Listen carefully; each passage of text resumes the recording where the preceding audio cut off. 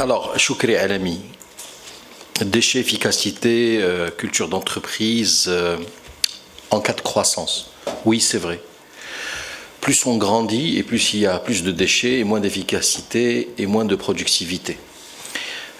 Tout simplement parce que il est très compliqué de grandir au sein d'un groupe et de garder la maîtrise sur les processus métiers de la manière qu'il faut. La règle numéro 1, avoir une stratégie orientation client et avoir des KPIs qui consistent à ce que votre client, interne ou externe, vous évalue de manière continue. Et pour ça, il faut passer à un système de scorecard mensuel dans lequel votre client vous note. Exemple, vous êtes un directeur logistique, Marjan, Carrefour, doivent vous noter pour savoir si vous les avez livrés à temps, avec des commandes parfaites. Est-ce que vous avez été professionnel dans la manière de travailler avec eux, mois par mois? Et cet indicateur qui est un KPI, un Key Performance Indicator, le trend dialo ou l'imouhim. Ce n'est pas le fait d'avoir 10 sur 10. Le plus important, c'est d'avoir 10 sur 10 de manière continue. Ou bien de commencer à 5 sur 10 et de progresser dans le temps. Donc pour pouvoir contrecarrer ça, c'est de cette manière qu'il faut le faire. Quel est le type de culture que nous avons aujourd'hui au Maroc? 95% des entreprises marocaines sont des entreprises TPE, PME, qui ne sont pas très structurées et qui sont des entreprises familiales. La culture est une culture familiale aujourd'hui. Seuls 5% des entreprises sont structurées et j'espère qu'aujourd'hui, avec les incitations fiscales, on pourra transformer des entreprises familiales qui ont beaucoup de soucis de succession, où un père veut transmettre à ses enfants certaines choses, qu'ils puissent véritablement le faire. Et pour ça, il faut deux choses. Il faut que les outils, on va dire, fiscaux puissent être mis en place et l'éducation des enfants. Parce qu'on a vu beaucoup d'enfants qui récupèrent le business parental et qui ne réussissent pas, qui échouent. Et donc là, l'éducation, quand je dis éducation, c'est dans le sens anglo-saxon du terme, education, c'est-à-dire aussi formation, pour accepter et faire accepter à une famille marocaine, au papa et à la maman, qu'un enfant ne doit pas intégrer la boîte familiale dès le début. Un enfant doit aller faire ses armes en tant que cadre, en tant qu'employé ailleurs, voir autre chose, et ensuite revenir dans le carcan familial, et ça c'est très important. Circulation à Casa, je suis d'accord. Aujourd'hui, on hérite d'une situation qui a 6 points compliqués dans la circulation de Casablanca, et notamment au niveau de l'entrée de la ville. Donc on est en train d'y travailler. Il y a tout un plan de développement qui n'est plus local, mais qui devient régional, de Bosneka à Walidia et de Casablanca Stad, dans le cadre de la configuration de la nouvelle région. Mais entre le moment où on va réfléchir, faire les études, mettre en place les éléments qu'il faut et initier, il faut 5-6 ans, c'est-à-dire un mandat. Donc on est en début de mandat. Je pense qu'à la fin de notre mandat, le problème sera réglé, du moins je l'espère. Mais je pars du principe qu'il faut développer du RER, il faut développer du tramway, du train régional, transrégional. Il faut mettre à niveau nos taxis. Je suis très content que Uber soit là. Je suis très content que Uber soit arrivé. J'ai fait un tweet tout à l'heure sur Uber en disant que la concurrence crée de la valeur ajoutée pour le consommateur. Ce secteur doit être mis à niveau et c'est la concurrence qui va le mettre à niveau. La situation des taxis casablancais, qu'ils soient rouges ou blancs, est juste inacceptable. Il n'y a aucune raison qu'on ne prenne pas le taxi. Il n'y a aucune raison qu'on ne prenne pas le bus. Tous. Qu'on soit étudiant, que soit entrepreneur. Je prends le taxi de temps en temps parce que j'ai besoin de sentir comment ça se passe. Et je ne suis pas du tout satisfait de comment ça se passe. En tant qu'élu de la ville, en tant qu'élu de la région, le fait d'arriver au Maroc, on arrive à Casablanca par 2 portes, l'aéroport Mohamed V ou bien le port. Alors au port, dès qu'on descend d'un bateau, on doit circuler autour de camions et de conteneurs. Et ensuite, on se fait prendre par un bus ou par un taxi qui n'est pas du tout aux normes. Et on arrive à l'aéroport Mohamed V de Casablanca, on met 1 heure pour sortir de l'aéroport. Et ensuite, on prend un taxi blanc qui est juste dans un état catastrophique. Il faut prendre un taxi blanc pour s'en apercevoir. Et donc, aujourd'hui, je pense qu'il y a lieu de remettre à niveau ce secteur pour régler ça. Je pense que dans le cadre de notre législature, on va y arriver. J'ai une question et ensuite tu réponds aux questions. Non, je voulais juste dire, finalement, c'est la gouvernance qui est... Oui, mais pas seulement, pas seulement. Les taxis qui ont 25 ans, pourquoi ils ne les arrêtent pas? Oui, il y a une dimension sociale, il y a une dimension sociale, il y a des emplois, il y a des familles en jeu, il y a des... Quand même, il faut faire attention quand même. Il faut faire quand même attention. Alors, Afrique et business, on s'occupe de la grande entreprise, pas de la PME, PMI. Je pense que c'est vrai, jusqu'à présent, les grandes entreprises sont parties. Le rôle des grandes entreprises doit être de créer un écosystème autour d'elles de PME, PMI. Donc, c'est les grandes entreprises qui doivent créer un écosystème. 3 conseils pour une PME, PMI qui va en Afrique. Premier conseil, faites-vous accompagner par des messieurs comme lui, des cabinets d'études. N'y allez pas seul. Deuxième conseil, prenez un partenaire local. Et troisième conseil, prenez une banque, un pays, ou allez dans un pays où il y a une banque marocaine. Pourquoi? Parce que le financement est un élément important et il vaut mieux que le financement soit sécurisé à partir de Casablanca. Un financement ramène automatiquement l'assurance. Mais je pense que c'est pour ça que des cabinets de conseil sont là pour nous accompagner. Ils ont la dimension locale, ils ont l'expertise et cette coopération sud-sud est extrêmement importante par rapport à cela. Et je pense que c'est important d'investir dans du conseil avant d'y aller. Mehdi Alaoui, jeune entrepreneur, stratégie marocaine ou multinationale. La stratégie du groupe Dislog a été basée sur des multinationales de par mon positionnement en tant qu'entrepreneur. Si je n'avais pas un positionnement politique et que je pouvais travailler avec des entreprises publiques ou des collectivités, j'aurais peut-être adopté une stratégie différente. J'ai choisi une stratégie qui consiste, et là je réponds en même temps à la question d'un jeune étudiant, ou monsieur Si Mohamed, qui est résumé dans ce slide. Ce slide, c'est un slide de consultant. Vous avez 2 axes, un axe des abscisses et un axe des coordonnées. L'axe des vertical est un axe où il y a l'ensemble des métiers dans lesquels nous opérons. Donc si vous lisez, je vais dire pour vous. Donc on a le warehousing, le transport, la customisation, le détail, c'est-à-dire high frequency stores, le wholesale, le modern trade, le merchandising, le advertising, le BTL, le média. C'est-à-dire tous les métiers de la chaîne de valeur commerciale et marketing. C'est ce qu'on apprend dans les universités. Ça, c'est les différents métiers. Et vous avez dans l'axe horizontal nos partenaires. Donc P&G, BAT, Mars, Dari, Kellogg's, Pringles, Aisha, Huawei, Samsung, Mondelez, Shell, J2, Fater, Brown, DeLonghi. Et en fait, ce que vous voyez dans les cases vertes, c'est quels sont les métiers que notre groupe offre à ses clients. Et donc aujourd'hui, on est à un niveau d'intégration de 65%. Mon objectif, ce n'est pas d'aller chercher des clients à l'extérieur et de continuer la croissance, développement client. C'est qu'au sein des mêmes clients, leur offrir des services dans les différents métiers pour arriver à un taux d'intégration de 100%. En 2013, on était à 20%. En 2014, on est monté à 30%. En 2015, on est monté à 40%. Ce n'est qu'en 2016 qu'on est arrivé à 65%. Et donc, c'est une stratégie qui était une stratégie d'intégration permettant la relation de devenir une relation plus forte et une relation de dépendance. À titre d'exemple, dans ce slide, nous sommes une entreprise qui, à 85% de ses clients, est spécialisée dans le commerce détail. Et nous sommes une entreprise où, avec Procter & Gamble, nous sommes à 100% de niveau d'intégration. Et donc, aujourd'hui, on sait où on est, on sait où on va. Et notre stratégie dépend justement de ce niveau d'intégration, parce qu'il est plus facile de convaincre un client qui vous connaît, avec qui il y a des relations de confiance, de travailler plus avec lui sur de nouveaux métiers, que d'aller chercher des clients à l'extérieur. Le mindset anglo-saxon, il doit être basé sur du win-win. L'organisation doit être libérée, oui, mais avec des contrôles. Il faut du contrôle interne.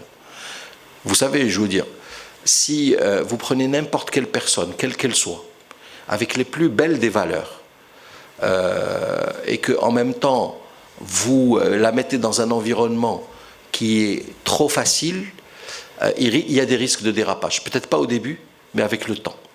Donc, les éléments de contrôle doivent être des éléments qui doivent être importants et qui doivent être équilibrés. Mais le plus important, c'est de faire sentir aux managers qu'ils sont responsabilisés, qu'ils ont l'autonomie, qu'ils ont la confiance de leurs actionnaires et de leur management, et de déléguer. Beaucoup de gens me disent comment tu fais pour gérer 15 entreprises. Je dis mais je ne gère pas 15 entreprises. Je suis un simple collaborateur et c'est les dirigeants qui dirigent. Moi je participe aux réunions du conseil d'administration, je participe à des réunions où il y a des revues d'affaires, ce qu'on appelle des business reviews, et quand je rentre dans une business review, je demande un slide, un document. C'est ce qu'on appelle la scorecard. Et la scorecard, c'est un document mensuel que je vois avec mes collègues de chacune de ces entreprises, dans lequel il y a des KPIs, 5, 6, 7, 8, 9, 10 KPIs, qui tracent la santé de l'entreprise. Et le plus important, c'est de voir le train des KPIs. Maintenant, c'est quoi les KPIs? C'est les indicateurs de performance clés de l'entreprise. Elles sont basées sur 3 choses. Le business, le chiffre d'affaires, les impayés, les trucs, etc., qui sont liés au business, les systèmes et le capital humain. Rien d'autre. Quand je fais une évaluation de performance d'un collaborateur ou d'un dirigeant, c'est toujours basé sur what did you do to develop business, what did you do to develop systems, and what did you do to develop organization and people. That's it. 3 questions. Et c'est comme ça qu'on on évalue la performance d'un collaborateur. Donc on privilégie l'alliance collective dans le cadre d'une intégration business. Nabil, consultant, leadership à la marocaine, entrepreneur, les qualités psychologiques, comment réussir, les compétences clés. Alors, les compétences d'un entrepreneur doivent être d'abord avoir confiance en soi, avoir de l'expérience en tant que manager ailleurs et avant de se lancer. On ne se lance pas dans l'entrepreneuriat sans expérience. Il faut un minimum d'expérience. Accepter de se tromper et accepter l'échec et par conséquent savoir gérer son ego. Avoir un minimum d'économie, parce qu'on ne se lance pas sans un minimum d'économie. Accepter d'être associé et d'ouvrir son tour de table et ne pas, surtout pour sa première affaire, considérer que c'est à moi et par conséquent, je ne fais pas de levée de fonds. Un entrepreneur doit accepter de faire de la levée de fonds et de se diluer et d'être dilué dans le tour de table. Et last but not least,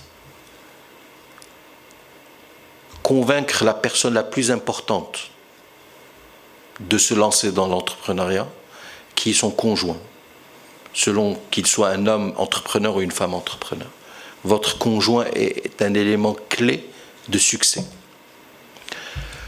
Pourquoi je vous dis ça? Je vous dis ça parce que généralement, si on utilise Hadchi Goutlikum, c'est qu'on est diplômé à 22, 23 ans, ensuite on fait un premier job dans une entreprise, on apprend pendant 2-3 ans, la première promotion arrive à 25-26 ans, on est un peu plus à l'aise, on prend notre premier crédit, logement, on achète un appartement, 28-29 ans, on se fiance, après avoir fait la fête en général, hein, tout le monde fait la fête, de toute tendance politique confondue. Et ensuite, on se marie à l'âge de 30 ans, on a le premier bébé à 31-32, le deuxième à 34-35, et généralement, on a le besoin de changement du logement à 35-36 ans, et donc on lève de la dette une deuxième fois dans notre vie de couple.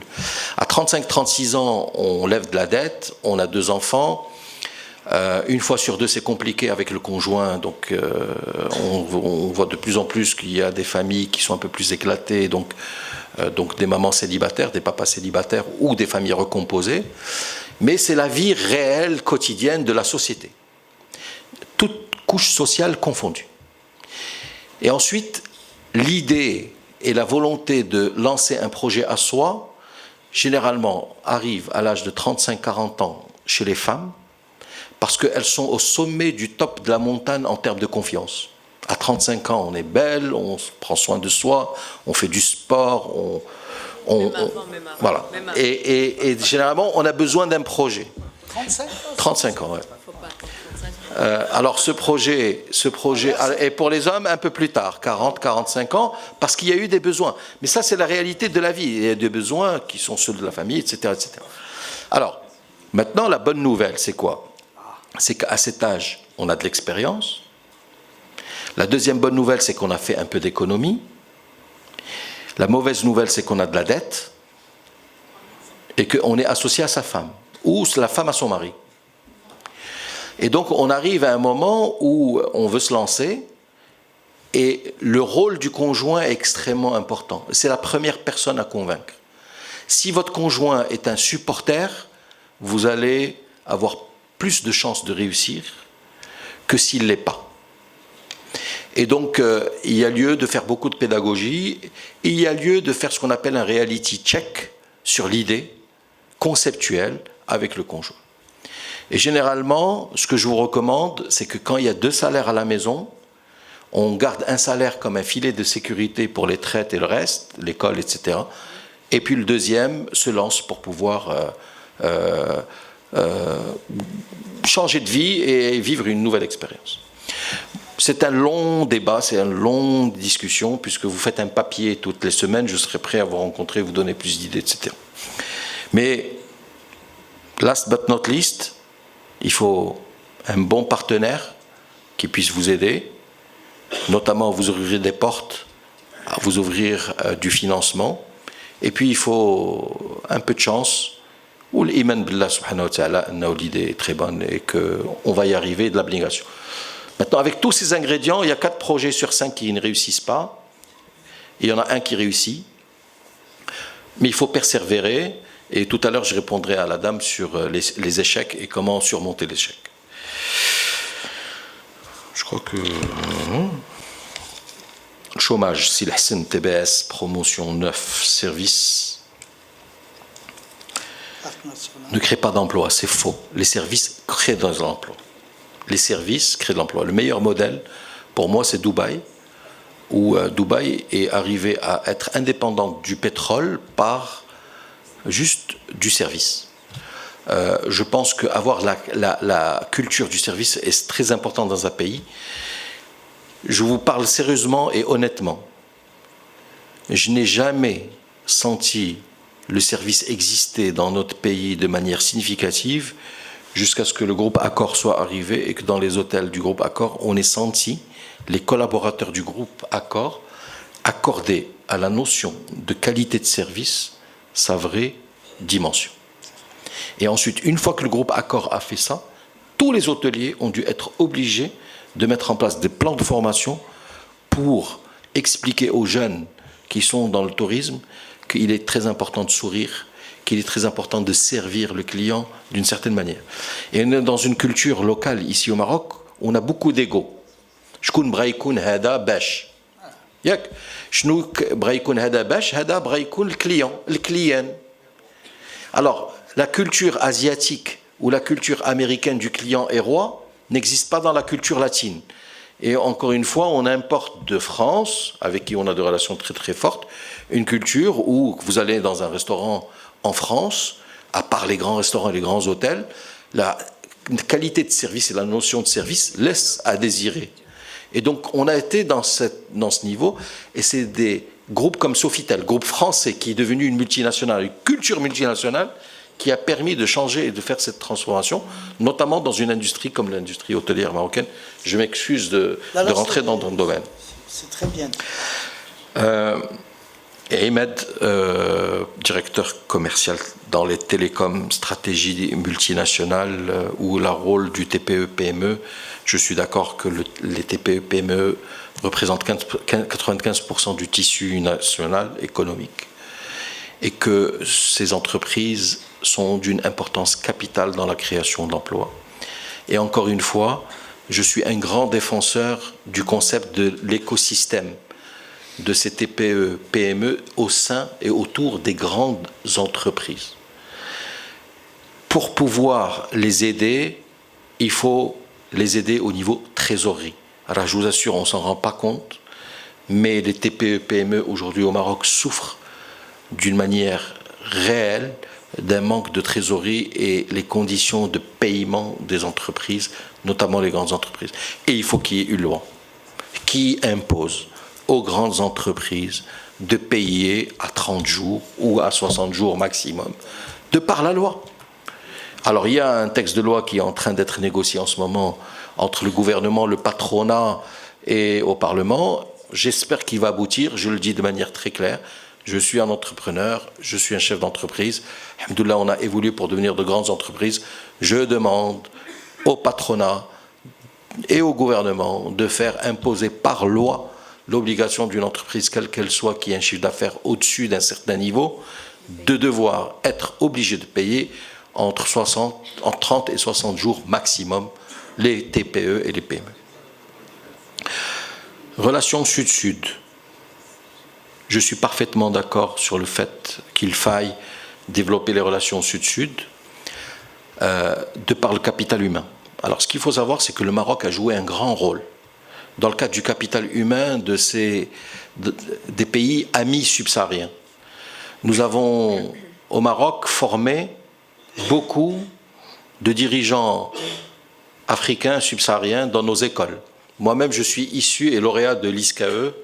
J'y étais entre 88 et 92 et j'avais plein de collègues, copains subsahariens avec qui j'entretiens jusqu'à présent de bonnes relations. Il y en a qui sont aujourd'hui de grands patrons dirigeants ici au Maroc, comme il y en a qui sont devenus de grands patrons dirigeants dans leur pays. Nous avons aussi nos écoles militaires qui ont formé pas mal de militaires qui sont aujourd'hui de hauts gradés dans les armées de nos amis, chez nos amis subsahariens. L'école de Kénitra, l'école de Meknes. Et nous avons à la fac aussi beaucoup de gens qui ont travaillé et qui sont repartis dans leur pays. Ceci crée des liens. Ces liens ont été, à mon sens, encore plus renforcés dans le cadre de la vision politique de Sa Majesté le Roi. Et cette vision politique a été accompagnée par une exécution des entreprises, notamment les grandes entreprises. Maintenant, c'est le tour des PPE, PMI d'y aller. Pour ça, il faut que le Maroc négocie un accord de libre-échange avec les différentes zones africaines de l'Ouest ou les zones africaines des pays subsahariens. Je pense, à titre personnel, qu'on investit trop de temps à discuter avec nos amis subsahariens francophones. Et je pense qu'il y a lieu de développer une relation avec nos amis subsahariens anglophones, notamment en Afrique de l'Ouest avec le Nigeria, le Ghana, et en Afrique de l'Est avec l'Éthiopie, le Kenya et la Tanzanie qui deviennent un dragon africain. L'Éthiopie progresse à 12-13%, 100 millions d'habitants. Le Kenya, la même chose, un potentiel énorme. Et puis, il ne faut pas oublier aussi qu'on bénéficie aussi des talents de nos amis subsahariens africains. Prenez l'exemple du football. Les meilleurs joueurs de football aujourd'hui dans notre Botola Pro Maroc Télécom sont africains. Donc les échanges sont dans les deux sens. Et c'est du business. Et je peux vous dire que beaucoup de clubs gagnent beaucoup d'argent grâce à la cession de joueurs africains qu'ils ramènent, qu'ils forment, qu'ils développent et qu'ils revendent. Donc, il y a beaucoup de choses à dire. Moi, je vous dirais une seule chose, c'est qu'il faut prendre des cabinets de conseil dans lesquels il y a des représentants de nos amis issus de pays subsahariens, créer des partenariats avec eux. Et le partenariat Sud-Sud ne peut venir que si ces cabinets viennent s'installer au Maroc. Et donc, je vous encourage à créer une antenne au Maroc et à vous installer au Maroc, parce que je suis sûr qu'il y a du business si vous ouvrez une antenne au Maroc. Et puis, je serai prêt à m'associer avec vous. Hein. Ben, voilà. Troisième deal. Là, et voici un autre deal, oui. Deux questions. Donc, les socialistes. Heureusement qu'on est socialiste à 20 ans. À 20 ans, on a le cœur qui est à gauche et la poche qui est à gauche. À 40 ans, on commence à avoir le cœur qui reste un peu à gauche, mais la poche qui passe à droite. Et à 60 ans, on a le cœur et la poche qui généralement passent toutes à droite. Heureusement qu'on a tous été socialistes à 20 ans parce qu'on est des êtres humains et quand on a 20 ans, 25 ans, on défend certains idéaux dans la vie. Et les idéaux que nous avons tous, c'est que tout le monde doit être tout le monde doit avoir tout partagé de manière équitable. C'est des notions qui sont normales dans la vie. Maintenant, plus on avance dans le temps, plus on s'en rend compte, avec l'expérience et de la maturité, que finalement, dans l'histoire de l'humanité, dans l'histoire des sociétés, les gens ne sont pas égaux. Il y a des différences de gens, mais ce qu'il faudrait, c'est que ces différences proviennent d'une seule chose. La performance et l'efficacité et la capacité à créer de la valeur ajoutée. Et c'est comme ça que la différence doit se créer. Elle ne doit pas se créer par la rente, elle ne doit pas se créer par du piston, etc.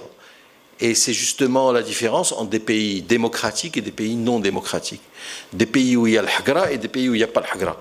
Des pays où on sent le mahzoubiya et des pays où il n'y en a pas.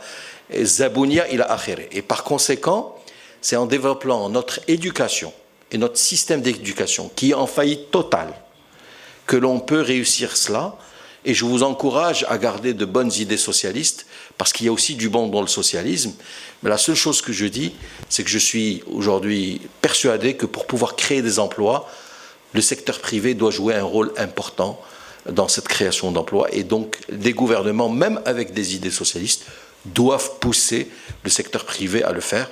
À titre d'exemple, même en France, Manuel Valls était dernièrement avec des entrepreneurs, Emmanuel Macron, et clairement ont pris des positions libérales. Donc aujourd'hui, on peut avoir des idées de partage, des idées socialistes, et en même temps être sur le plan économique libéraliste, dès lors qu'il y a un minimum de principes et de valeurs où la réussite doit être basée sur les mêmes chances et l'égalité des chances pour pouvoir réussir sans qu'on puisse utiliser des choses malsaines ou illégales pour pouvoir réussir. Dernière question. Est-ce que j'ai eu des échecs? Oui. J'ai eu plein d'échecs. Sur le business, j'ai commencé ma vie par un échec entrepreneurial qui est celle que j'avais pensée dans le cadre d'un business plan et dans le cadre de Chart, un projet qui s'appelait Hanouti et qui consistait à créer un réseau de magasins de proximité. Et je me suis dit qu'il était temps de pouvoir concurrencier l'épicier local par la mise en place d'un réseau que j'avais vu dans le cadre de mes différentes recherches. Je voulais créer un 7-Eleven au Maroc. Et donc je me suis dit que je pouvais concurrencer notre modèle. Alors le modèle marocain de l'épicier, c'est un modèle qui travaille 18 heures sur 24, 7 jours sur 7, dans 18 heures, 7 jours sur 7, dans lequel il y a 3000 références à l'intérieur d'une échoppe de 20 à 30 mètres carrés. Et je me suis planté sur 3 choses. La première chose, c'est la taille des magasins. Donc on devait aller sur un magasin de 150-200 mètres carrés. On est resté sur des formats très petits de 40-50 mètres. Je me suis planté aussi sur le fait qu'il ne fallait pas franchiser, il fallait en aller en propre. Et nous avions franchisé. Dès le départ, c'était une erreur. Et la troisième chose sur laquelle je me suis planté, c'est que la qualité de mon associé, qui devait être un opérateur dans le secteur, qui pouvait comprendre qu'il fallait attendre 7, 8, 9, 10 ans avant d'arriver à ce qu'on appelle un break-even point sur le plan opérationnel. En fait, l'opérateur ou l'associé était un financier, un groupe financier qui était dans la banque et l'assurance. Et ses dirigeants voulaient de la rentabilité dès la première année. Donc dès qu'ils ont vu qu'on était sur un modèle où on devait perdre de l'argent pendant 10 ans, ils ont arrêté. Et donc il y a eu des soucis d'actionnaires. J'ai enclenché, dans le cadre de nos relations, ce qu'on appelle un pacte d'actionnaires. Et un pacte d'actionnaires est quelque chose de très important quand on fait du business. C'est un document qui régit les règles entre associés. Et donc, en cas de conflit, en cas de problème, qui est-ce qui achète l'autre et de quelle manière? C'est comme un contrat de mariage. On est associé, il faut prendre ses précautions, il y a la confiance qui règne, mais en même temps, on se met d'accord en cas de problème, qu'est-ce qui se passe et comment on le fait. Et donc, j'ai cédé mes parts, et ensuite, Hanouti a continué, et c'était un échec. J'ai gardé cette image de Hanouti liée à moi, même si j'ai cédé en 2007, et ça m'a beaucoup touché en termes d'image, avec mes banquiers, avec mes partenaires, avec mes associés, etc. La bonne nouvelle, c'est quoi? Et pourquoi j'en suis sorti renforcé et fort? Ce qui ne tue pas renforce. C'est que la même année, il y a un groupe turc qui est arrivé au Maroc, qui s'appelle BIM, et qui a lancé la même chose. Et BIM est une histoire de succès. Mais BIM, depuis 2007, où ils sont installés au Maroc, jusqu'à présent, perdent de l'argent. Ils sont à 250 magasins, mais ils perdent de l'argent. Donc c'est un modèle dans la distribution qui est créateur de valeur, où même si on perd de l'argent, on crée de la valeur. Jusqu'à ce qu'on arrive à ce qu'on appelle un break-even point, le point d'inflexion, et ensuite on va commencer à gagner de l'argent. Donc Hanouti est un exemple parfait d'échec. Ça m'a permis de prendre beaucoup de recul, beaucoup de hauteur par rapport aux choses, et en même temps de persévérer en disant que dans le même secteur, dans la distribution, on peut réussir, et on a réussi grâce à Dislog, grâce à Comunivers, grâce à toutes les filiales que vous voyez là-bas. Donc il ne faut pas avoir peur de l'échec. L'échec est formateur. Vous savez, l'élément numéro 1 d'un entrepreneur, puisqu'on a des experts en entrepreneuriat, c'est ce qu'on appelle la levée des fonds. C'est que vous avez une idée, et ensuite vous allez voir des investisseurs pour leur dire, est-ce que vous voulez investir dans ma boîte sur la base d'une idée? La première question qu'un fonds d'investissement américain vous demande, how many times did you fail? Et si vous dites never, it's my first experience, il va vous dire je n'investis pas, je ne vous fais pas confiance. Allez. Parce que vous allez échouer et il ne veut pas que ce soit lui qui soit le dindon de la farce. Donc le plus vous avez échoué dans votre vie, et le plus de chances vous avez de réussir dans le cadre de cet investissement. Soyez optimiste, ayez de bonnes idées, ayez le support de votre conjoint, où, Inch'Allah, le Barakat Sidirbi va fonctionner. Voilà pour les réponses à toutes vos questions. Merci, Monsieur Boukhriat. Vous êtes un marathonien de la réponse. Et je comprends aussi pourquoi la vie politique vous réussira et vous réussit, Inch'Allah. D'autres marathoniens, parce que je le sais, vous l'êtes tous, hein, les panélistes sont choisis sur ce critère, ça on ne vous le dit pas, mais on vous le dit maintenant. Avant d'aller au cocktail dînatoire, Monsieur Cherif Alami, Monsieur Joël Elingan, Monsieur Salim Najib, pour les autres questions, s'il vous plaît. Il vous reste du souffle, je le sais, avec un grand sourire.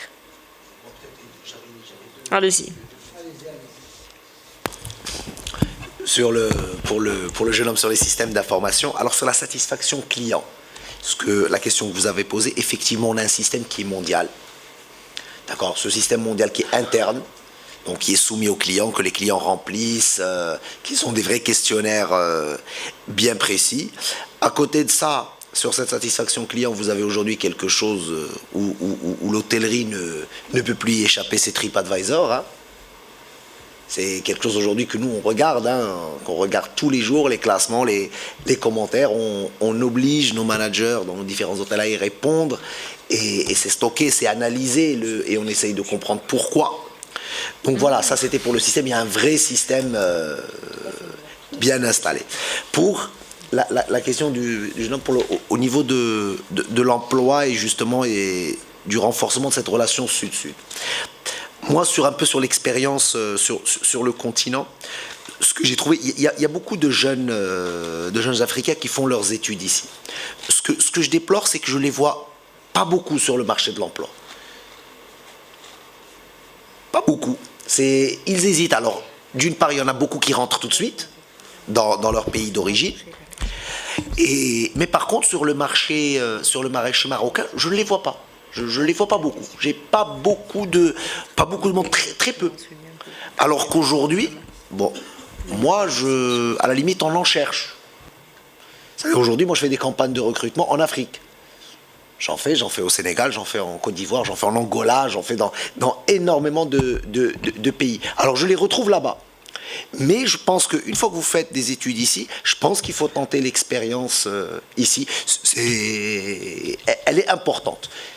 Et après, sur des entreprises qui aujourd'hui travaillent en Afrique, je pense que elles sont preneuses de ces jeunes talents africains, justement, qui ont fait leurs études au Maroc, qui peuvent travailler dans cette entreprise, et demain être renvoyés vers, justement, un pays d'Afrique subsaharienne. Je pense qu'il ne faut pas hésiter là-dessus, il ne faut pas rester timide là-dessus.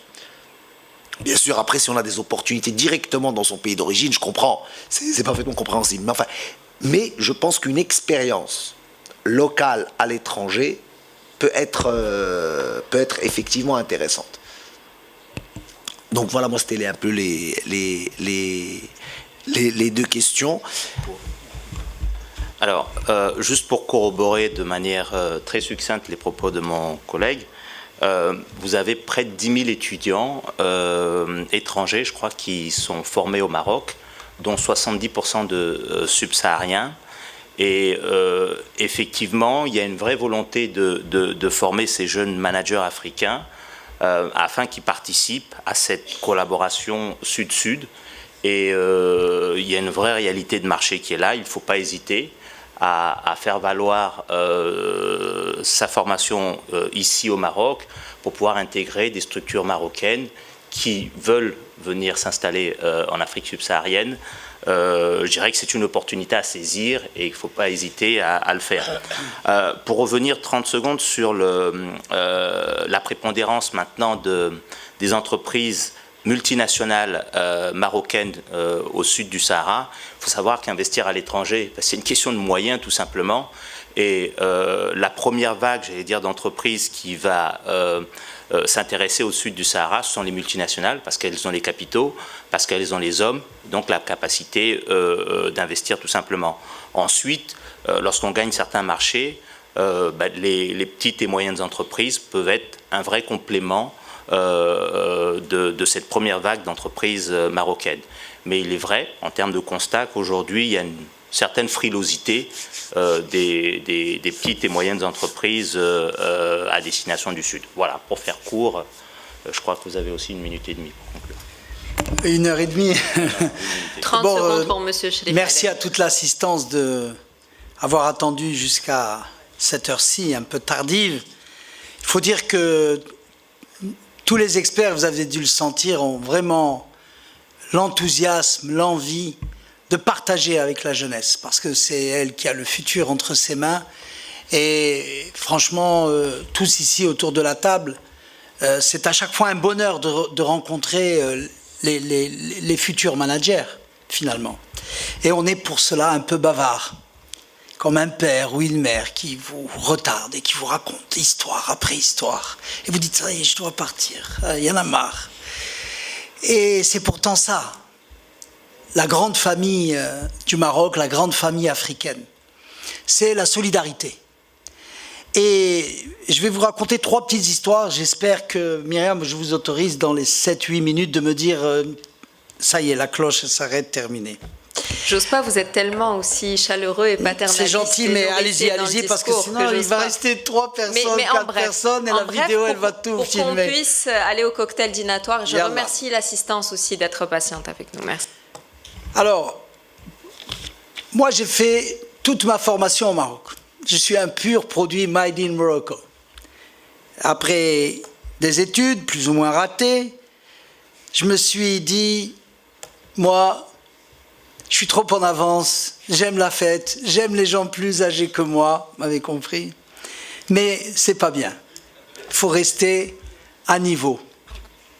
Oui, il faut rester à niveau. Alors, attiré par les métiers de mes parents, je me suis carrément transporté de Indiab, du Sun Beach, de Tahiti Beach, à l'école hôtelière de Rabat interne, pendant 3 ans.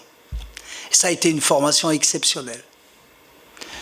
Du dimanche 17h jusqu'au lundi midi, jusqu'au samedi midi, on était dans cet internat, 350 dirhams de bourse par trimestre, nourris, logés, repassage, tout compris, par nous-mêmes bien sûr. Et ça a été une belle formation pour moi parce que j'en avais besoin. Mes parents étaient divorcés, peut-être que ceci explique cela. Dans tous les cas, j'ai vécu pendant 3 ans avec 60 copains marocains, encore aujourd'hui, de diverses régions, de divers niveaux sociaux, économiques, de diverses cultures. Et on a fait l'école hôtelière. Et ensuite, pratiquement inscrit à la grande Cornell University, près de New York, où ont été formés les Hilton et compagnie, mon père me dit, mon fils, il y a l'Institut supérieur international du tourisme à Tanger qui a été créé avec la communauté française et c'est les universités de Toulouse qui vont co-gérer cet institut pendant 4 ans. Tu vas aller à Tanger, essaye de faire ton dossier, je suis sûr que tu vas être accepté. Normalement, un gentil enfant, il suit son père. Il accepte. C'est la tradition marocaine. On peut être en révolte. Après, je vous raconterai, déposé 2 fois la démission à mon père. Moi, je vous propose même de faire une conférence avec vous sur la relation père-fils dans les affaires. Si ça vous peut voulez. le faire. Reprenoriat familial, c'est un beau thème. Et cet institut m'a donné cette formation supérieure que je n'avais pas, bien sûr. L'ouverture et d'énormes semaines de stage à l'international qui m'ont finalement formé. Dans des plus grands hôtels, des plus petits hôtels, de la France, de la Suisse, de l'Espagne, de l'Angleterre et du Canada. Retourné au Maroc, mon père me dit « Rentre à Atlas Voyage pour passer un stage ». Je dis « Mais papa, tu n'y penses pas. Moi, j'ai presque un contrat avec les Holiday Inn à Singapour. Je vais avoir les plus belles manchettes du monde, les chemises. Je vais recevoir les princesses, les empereurs. Je vais être entouré dans les meilleurs hôtels, le marbre, les ascenseurs. » الوالد الله يخليك خلينا داك الشيء شويه عندك une petite épicerie زعما 24 employés داك الشيء عيان les clients qui payent pas la fédération de football qui payait pas la fédération de cyclisme qui payait pas mon père qui s'arrachait les cheveux tous les 15 du mois parce que c'est le 15 du mois où il faut payer la totalité des billets d'avion que vous avez émis le mois d'avant même si c'est à crédit mauvais cash flow trésorerie difficile à caf. Et enfin je reste jusqu'à aujourd'hui. À son décès en 1982, malheureusement, crise cardiaque, faites attention à la santé. On n'en a pas parlé, mais capital santé, c'est très important. Et il faudra constater que malheureusement, l'agence a 5 millions de dirhams de pertes sèches nettes à payer demain matin. 80%, c'est les impôts. Pas de discussion, c'est ça ou la faillite. Et une grande assurance de la place, président très ami de mon père qui dit « Je ne peux pas laisser l'entreprise de Si Aziz comme ça. Moi, je l'achète à un dirham symbolique, je la restructure et quelque part, on va en sortir quelque chose. » Et moi, à l'époque, je ne savais pas faire de les négociations. Je dis « Moi, je donne 100 dirhams. » Et le gars, il se retourne, la fiduciaire, il dit « Monsieur Alami, vous n'y pensez pas, il y a 5 millions de dirhams de pertes. C'est ça qu'on veut, c'est que vous apportiez la garantie de 5 millions. » Je vais voir les présidents de la Banque populaire que nous sommes toujours depuis 1964 et avec mon enthousiasme, avec une déclaration sur l'honneur, j'ai signé comme quoi j'allais rien acheter à ma femme, j'allais pas changer de voiture, j'allais garder mon petit appartement au CIL, j'allais pas m'augmenter le salaire, mais je voulais 3 ans de crédit pour redresser la société. Et le gars il me regarde, il me dit à une condition, tous les biens immobiliers de ton père Allah yarhamou, qui te reviennent, tu les donnes en caution à la banque. Je les donne et je les offre et je donne tout à la banque. راه بيسري اللي كتجيب الدار ماشي الدار اللي كتجيب بيسري وانا باغي هاد البيسري نحطها ونخدمها مزيان والحمد لله. J'ai eu les plus beaux congrès. IBM 3200 personnes, Ford 1400 personnes, Tupperware International 600 personnes. Donc c'était quoi? L'enthousiasme, la rigueur, le fair play, l'équité, le travail. 4 heures du matin, j'étais au bureau, j'ai dormi au bureau. Ma femme, elle m'a soutenu. On a fait des enfants, tabarakallah, ils sont grands, ils sont beaux, pas de problème. Quand il y a le succès, pas de problème. Quand il n'y a pas le succès, Allah el adim là, takula. Ah, c'est fini. Ah ouais, ça y est, le stress, machakil, maaya, ou la belle-mère, ou khwatata, ou kha. Toute la famille. Mauvais exemple, andak. Donc il fallait réussir.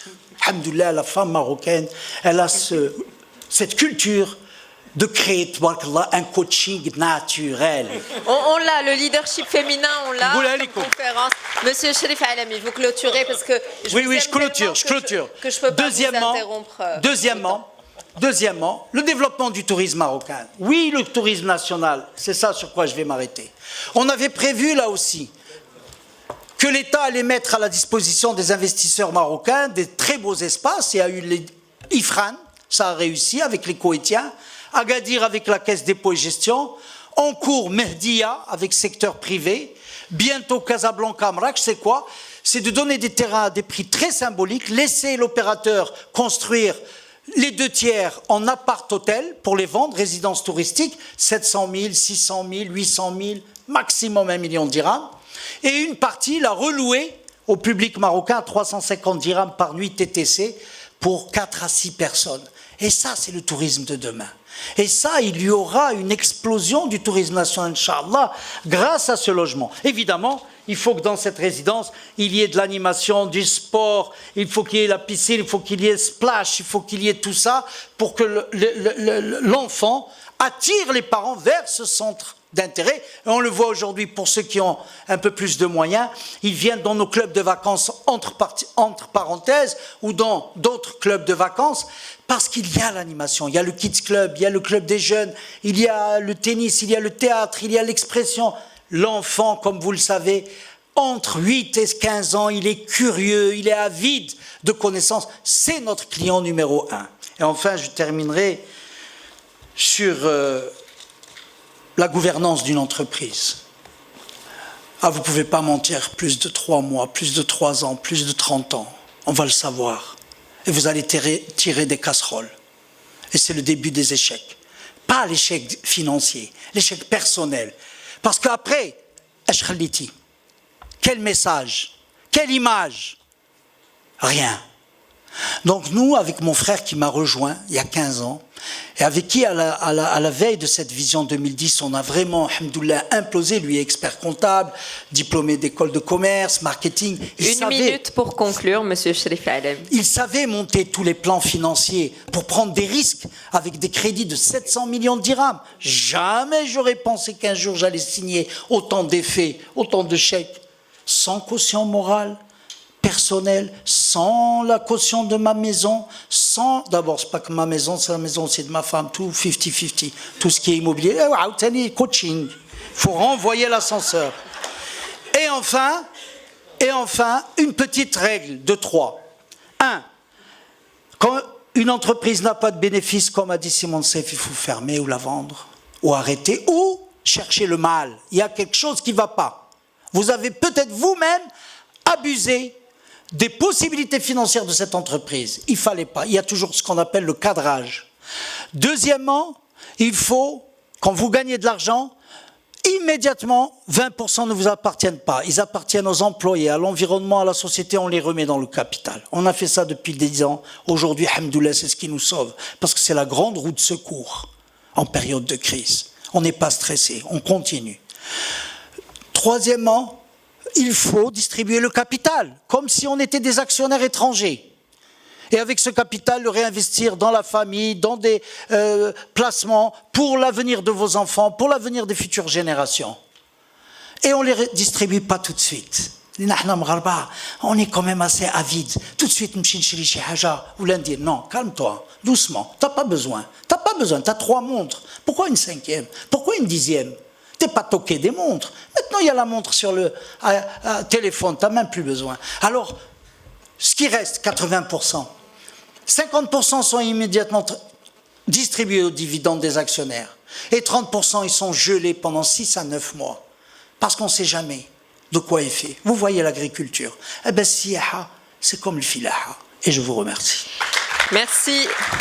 Monsieur Cherif Alami passe les nuits, et vous passez les nuits à son bureau, il veut qu'on passe la nuit à la Fondation Al Saoud, donc il perpétue le modèle sur nous. Je vous remercie infiniment. Je remercie Monsieur Monsef Belkhiyat, Monsieur Othman Cherif Alami, Monsieur Salim Naji, Monsieur Joël Elingan. Je me remercie de ma patience et Monsieur Leïd Znibel qui n'était pas là avec nous, mais qu'on va certainement inviter parce qu'il a des choses à nous apprendre. Je remercie Patricia Bournet et ses équipes, Toulouse Business School Casablanca, de nous avoir accueillis et d'avoir organisé cette conférence. Merci à vous, très bon cocktail dînatoire et à notre prochaine conférence le mois prochain. À bientôt.